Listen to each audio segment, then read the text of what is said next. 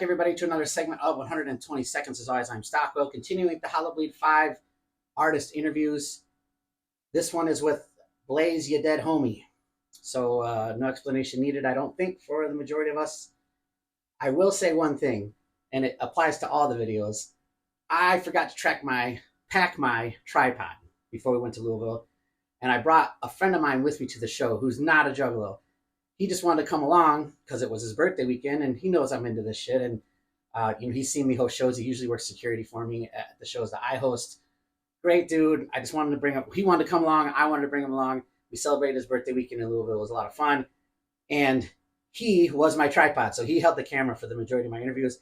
So if you hear people like laughing in the background or saying ignorant shit, it's him because he was drunk and it's his birthday weekend, and that's just how it went. If you see somebody maybe cutting heads off on interviews, it's because he's drunk. So it's all in good fun.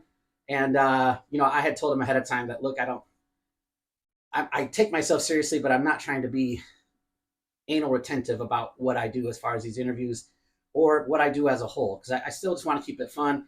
I think a lot of these interviews are fun. But where everybody's going to fucking flip out is, and it's a fun story, but another one of my friends from back home, Dan, shout out.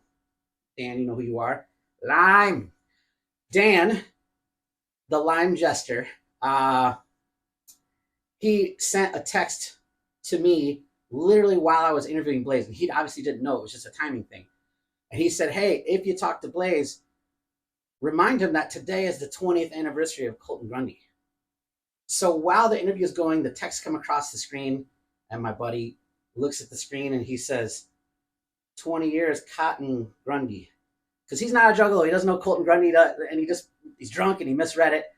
I'm already waiting for you juggalos to be like, oh, fucking guy doesn't know Blaze album.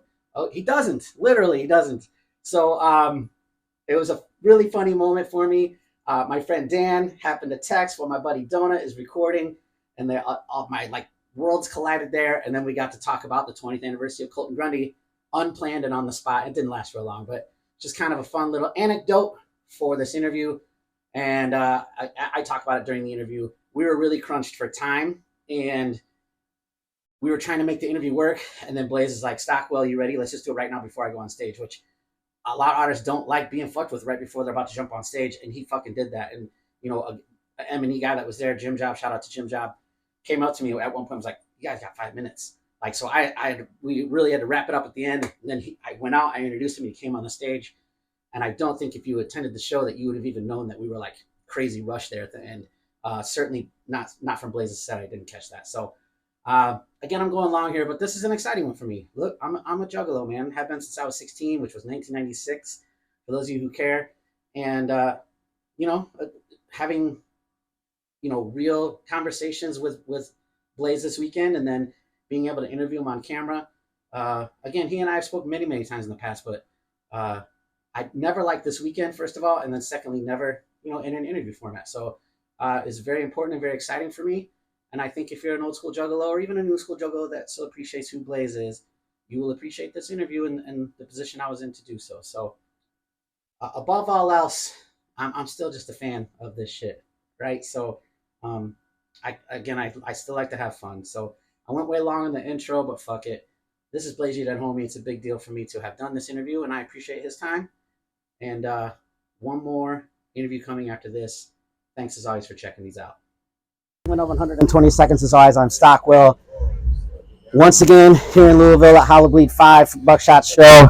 I am with Blaze, Ya Dead Homie. And for those of you who tune into my segment often, when I have an interview, specifically the first interview, I have an artist talk about themselves for 120 seconds so they can promote themselves to people who have never heard of them. This is Blaze, Ya Dead Homie. There's no fucking way I'm going to be that disrespectful. So instead, we're going to switch it up a little bit, and I want to ask him to explain in roughly 120 seconds your favorite album of all time, any genre, and why. Oh man, that is a very tough question. And now you can see my memory scrolling, trying to think of a record that I love top to bottom. And there's only a few of these. And man, for real, it's probably my first record that I think I probably spun top to bottom. And there's only one song I skip, would be Michael Jackson. For real, Thriller. Thriller? And it's that record. I think I skipped one song on the whole record. I don't remember what it is now, but I listened to it when it first came out on album, on LP, and across the street, my best friend at the time, their family, our family, we were like best friends. We hung out the entire day and just spun that record back and forth. Just the kids, all us kids hanging out listening to Michael Jackson's record. So that was like the one, I think that'd probably be that. Now, if I'm talking like a rap record, I'd probably say it's The Chronic. The Chronic is like my go-to. The first one, the second one is almost as good. The first one is fucking just top to bottom. Like, damn, you can just pop to it. Yeah, I'm telling you, I'm just a fan of that style though. I think like the G-Funk era, that style, because like Snoop Dogg, same thing. His record, his first one, I could probably listen to the whole thing. It's like, there's a couple of them like that. Even Dog Pound, man. It's like I like that music, that West Coast style, for sure. All right, can you just timeline for me as kind of the old school fan here, like, and you don't have to go long here, but kind of meeting Madrox, Monoxide, ROC, and Scraps, and we're gonna. Well, I mean, I met Scraps actually originally first. Me and Scraps linked up when we were working together. One of my first jobs on paper, I was working. I met Scraps doing the same thing. We were working together, bagging groceries and shit, like some bagging ass kids, like 15 years old. Right. He was younger, so it was fucking crazy as hell. But met him doing that, and we instantly clicked talking about rapping, because I was always out in the parking lot just spitting shit. Anybody, stuff that's on the radio, because I got this musical memory type shit with my shit is like that. Like, I'll hear something and I kind of learn it fairly quickly, mostly. People's stuff, just in general, hearing other things. So it's like, that's kind of how it clicked with me and him. He heard me out there. He's like, damn, you sound good.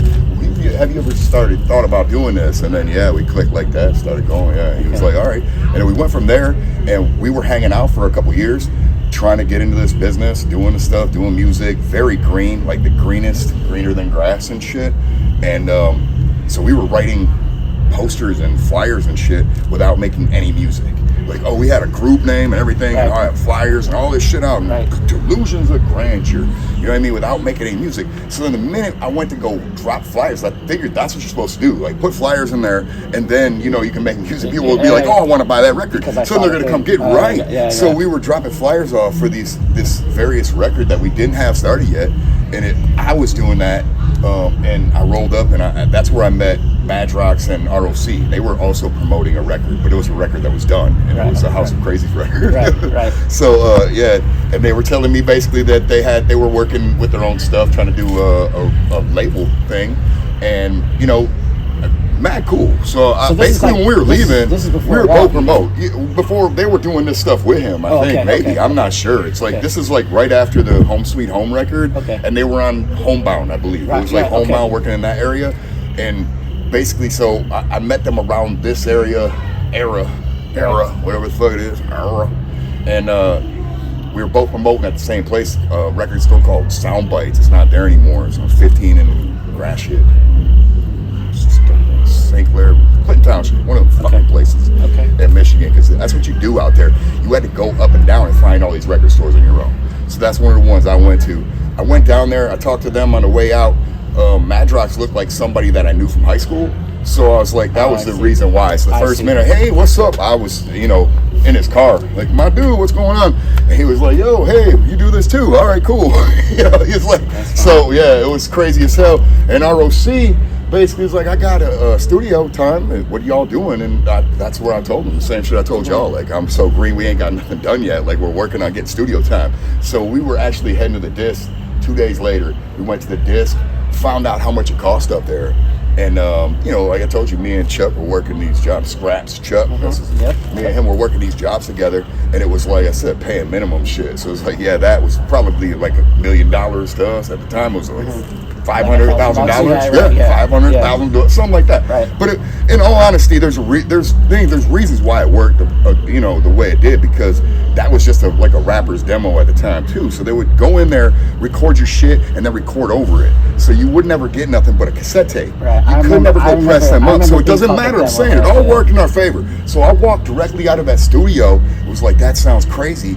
Told Chuck, I was like, hey man, I met dudes at the fucking place, Sound Bites. He said he got studio. He'll fucking do it right now. Let's call him. He's like, all right, I went out to the payphone, and there were payphones. I went out to the payphone outside of the disc, picked it up, put some change in, called up, hey, ROC, what's going on? He was like, yo, I got you, $30 an hour, come down. Awesome. Come to my house. So we went to his house, started recording. The first time we started recording, he was like, look, you ain't got to pay me shit. Let's just do this shit. Okay. I'm down to work with y'all. I see you guys got heart and you want to do this shit too. Like, you guys are in it like we are in it. Let's go. Mm-hmm. And that's exactly where it started, for real. Like, yeah. Right. And then from there, I met Monoxide probably a couple of days later, and we were hanging out there. Yeah, he was like, hey, come on over whenever. Right. So and I know the Two Crazy Devils Sleepwalkers thing has kind of been beat to death. It's been the same thing. It's like me and him did this, and we were doing music as this one group so long that we were doing a lot of the stuff. And I told you, we were so green that if you listen to the Two Crazy Devils shit, it's very like, oh, you know what I mean? They're learning how to do this. And then we start doing Sleepwalkers, and there's a couple better songs in there, and some of them songs lasted and moved on. Like the Outbreed. Right? I mean, it's what's the song on Outbreed that one turned into? I don't know. They use one. I used a couple on mine. Me and him, I use Casket. I mean, I've used a couple on my own because I know. But there's like Gangbangers Anthem. Okay. I even reworked that idea into Juggalo Anthem. Okay. The idea of the song. I see what you're saying. But I didn't use the song entitlement. Kick the anthem like this. Right. That was some of our better shit, man. It's like we actually started finding an idea of what we wanted to do there, but then it kind of fell apart. Right. That's what it was. So this is my only blunt question. Kind of the fallout from that. Did it ultimately kind of be because you were with Jamie and Paul and Brian and Chuck were together? No. Like, straight up, me and him just kind of fell apart musically. Like me and Chuck, kind of what we were, our ideas of what we were doing. Okay. Like I was still interested in doing the wicked shit. Right. You know what I mean? Some more stuff per se, that shit. And he was kind of like falling over this other side. Mm-hmm. And you could see that during Sleepwalkers, because Sleepwalkers is titled Wicked, right? But if you listen to the music, it's not. Yeah, it's not. I like, get what you're saying. We got this. I mean, about that. It's about that time. The blaze at the end, though. It's about these weed smoking songs. There's that one. It's the Gangbangers Anthem song. We did maybe 4 or 5 different songs that were all more geared towards like a hip hop feel. And then when we were putting together I started putting the studio together in my basement. Me and him put it together in my basement. Started hooking this shit up to get it ready. And he was, then we were talking about, we just need to get Mary J. Blige on this song. And I was like, who are we talking about right now? This is the same. We talking about Two Crazy Devils. Right. Which group are we going to be now? We got to figure this out. And that's basically where it was at. So I kind of So I just fell back. I fell back and was like, I'm just going to wait and do what I'm doing now. And I just stayed back and did my shit. And at that point, like I told you, they started moving on their own on that shit. Okay. And as soon as, everything happened with them and they were like, he's already gone doing that, Twisted was like, hey man, you want to do some music? And I was like, yeah, why not? Let's do this. So, and I said that's what it was, for real. Okay. So one more kind of back in the day question. And again, it was actually an interview question that I wrote for your Scotty D interview with us a couple years ago. Okay. Where we talked about the Blaze, the Butane musician thing. Butane magician. Yes. Because I remember it was harder to say. Yeah. I remember that from when Jimmy and Paul first left Latinum. Yeah. And they were saying, we're going to start our own thing. We're bringing these guys with us. And that was one of the names mentioned. And so at the time, you were just kind of becoming Blaze Dead Homies. Because they already had, it was just, correct. But there was a bunch of other dudes named. Do you remember specifics about who else might have that been, or people that I might know now? I don't know, man. There's so many. That's the thing. Like everybody, we know a bunch of people, and they've known a bunch. Twisted is known, and ROC, and everybody. We all came up with all types of people, man. A crew of people like us, and then people just knowing other people that also do it. Because we talked about they do it, and then they do it, and then these guys do it over here, and everybody had their own little thing that they were doing. You know what I mean? But we talked about the Sons of Midnight at Astro, and Jamie's like, one of them's here. Yeah. And I was like, oh shit, really? He's like, He didn't ever actually. Jimmy. So that's funny. That's my dude. So, all right. Fuck yeah, he's good. Both them kids, both them dudes are cool. But my Jimmy, he's good. So we'll fast forward to today, let's say, and this one is from Scotty D. So late 90s, early 2000s, kind of the story back then with you guys recording like Lotus or Ridus was like, play the beat, whoever's done first goes in. Just get in and spit. Yeah, and then it was like, oh shit, what did he do? Now I got to change my shit. Right? Is that kind of true? It depends on where, on some of the stuff, like not. to me, it was always that way. It's like you just run in and do your stuff. Now, like I told you at the beginning, I was so green that I was like, no, but I'm talking. I had to like, keep rewriting things to make sure I felt like I was in line with where they were, because everybody's been doing this for years, and I'm the new kid in here doing this shit. So that's where it started for me.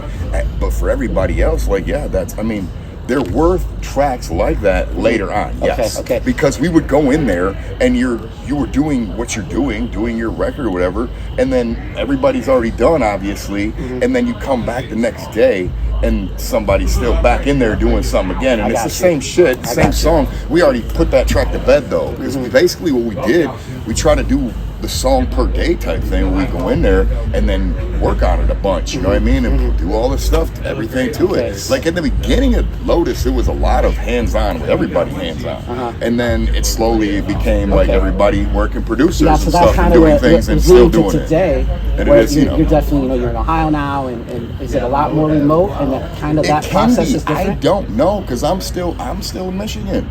I live in Ohio, yes. I work up in Michigan. I still drive up to Detroit every fucking week. I'm there like almost once a week, at least, to either record or do something, because it's like I still have to maintain what I'm doing up there. And it's like, when I'm doing tracks with them, always. It's still there. Only stuff I do remote is when people are like, hey man, can I get you want to get on this track with me? Then that's the way it is. But me and Buck did that record together. That was remote, but I don't feel like it was, because me and him could sit and talk, and that's why it's much easier. You know, when you're with people and you know who they are, you can talk to the person. You're like, oh, I can hit them up. Okay, this is what we're thinking. This is what we're going at. And and you can pass things back and forth. It's like, for that, I told you, I go up. Like if it's any of them projects, any of the projects we did, the newer ones with them, all that. All that. I'm up there. I'm up there for that. I'm up there for all that shit. Like, So you brought up the Buck record. That's my next thing on here. Black Work Morgue with Buckshot literally came out today. It's my understanding that it was recorded in a pretty short order. And I know I sent you the question ahead of time, and I said, I was messing with you. And I was like, so, but what I meant by that was that it kind of sounds to me like you were feeling it.